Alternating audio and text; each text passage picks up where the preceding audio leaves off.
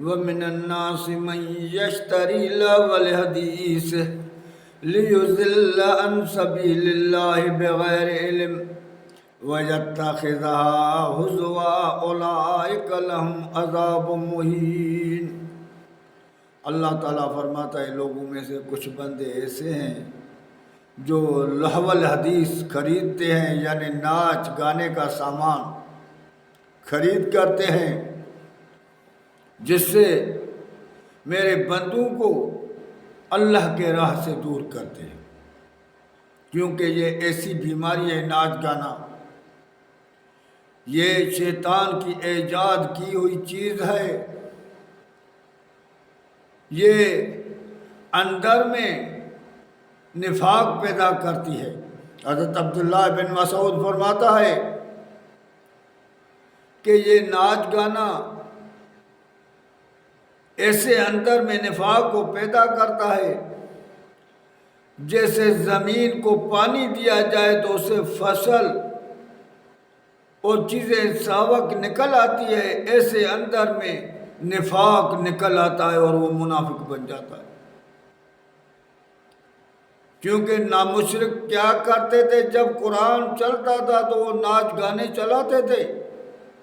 وہ ناچ گانے سنتے تھے۔ قرآن کے مد مقابل آج بھی ہم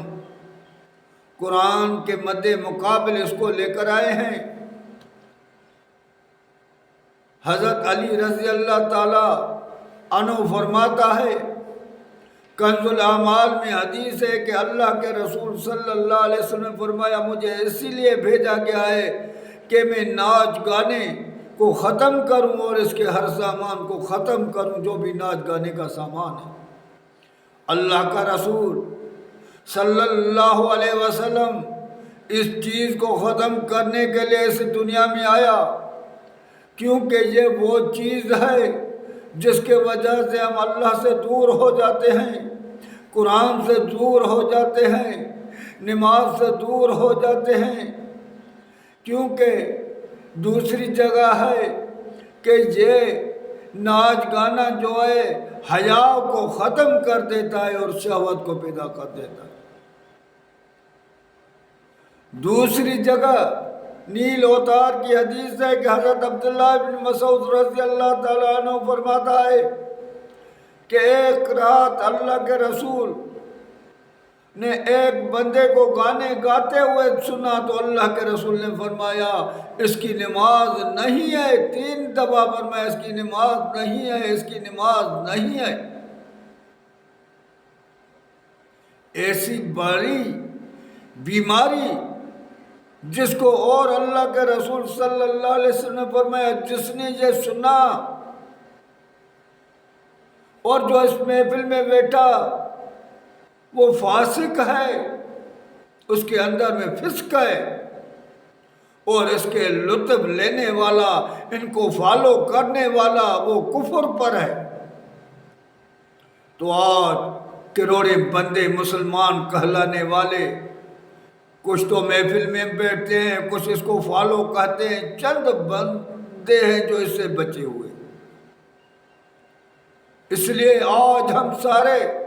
کیونکہ اللہ بھی حق ہے تو اس کا رسول بھی حق ہے، قرآن بھی حق ہے، ان کی ہر بات حق ہے،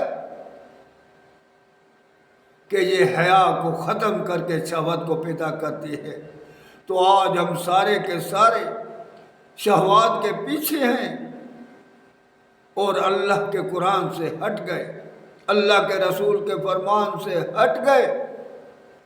آج قرآن کو سننے والے چند بندے ہیں، اگر کسی جگہ قرآن چلتا ہے اور دوسری جگہ کوئی گانے والا آ کر گانا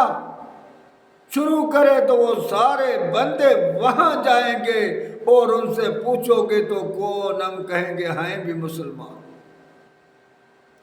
یہ کیوں ہو رہا ہے؟ آج ہمارے اندر میں اتنا نفاق گھر کر گیا ہے، آج ہم اتنے دین سے ہٹ گئے ہیں کیونکہ یہ نفاق نے ہمیں ہٹایا ہے۔ اللہ کے رسول نے منافق کی نشانی بتائی ہے، جھوٹ بولیں گے، امانت میں خیانت کریں گے، وعدے کی برخلافی کریں گے، یہ تینوں چیزیں اور اللہ کے رسول نے فرمایا اگر چوتھی نشانی گالیاں بھی ہو تو سمجھو یہ پورے کا پورا خالص منافق ہے۔ تو آج ہم خالص منافق بن گئے ہیں اس وجہ سے کہ ہمیں گانا جو ہے نا اس نے ہمارے اندر میں نفاق کو پیدا کیا۔ بالکل حضرت عبداللہ بن مسعود رضی اللہ تعالیٰ عنہ کی بات حق ہے اور سچ ہے، اور اللہ کا قرآن حق ہے۔